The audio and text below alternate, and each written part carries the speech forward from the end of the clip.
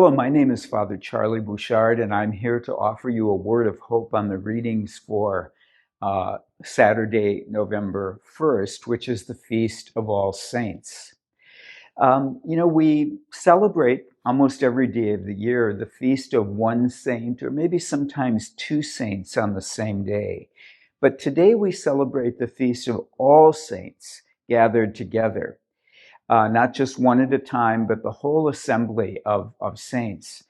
And if you've ever been to Los Angeles and have been in the cathedral there, you'll notice that there are these magnificent tapestries along both walls, the outside walls, which are tapestries of the communion of saints. And they have in this tapestry both the saints that are very well known to us, the apostles and Mary, Mother of God, and Mary Magdalene and St. Francis and St. Ignatius, and of course, St. Dominic. And I think maybe one of our readings today refers to these people all dressed in white robes. Well, maybe they were talking about Dominicans very early on. I don't know about that for sure. But those tapestries are meant to portray this feast today because it shows these famous saints all gathered together, kind of processing toward the altar.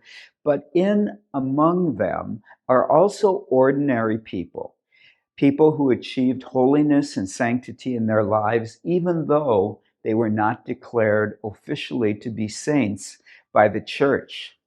And I was so struck by that the first time I saw that here were the great saints, and here were, in a sense, the little saints, also holy, people like us who had achieved holiness, and they too were part of this collection of all saints.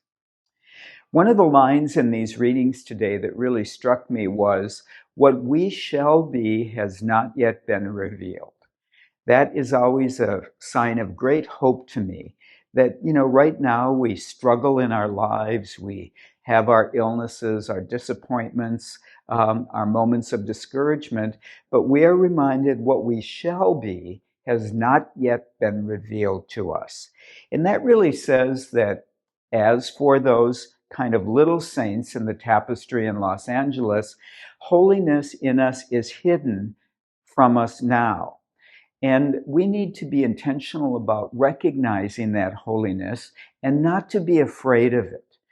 Sometimes I know in my own life, I'm afraid to kind of claim moments of grace or happiness or joy in my life because I don't want to have to live up to the demands that God may place on me as a result.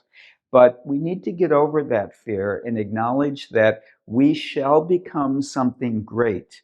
We shall be part of that communion of all saints. And we should today pray for the courage to recognize that offer of sainthood that God makes to us and the invitation that he gives to us to join all of the saints whose lives we celebrate today.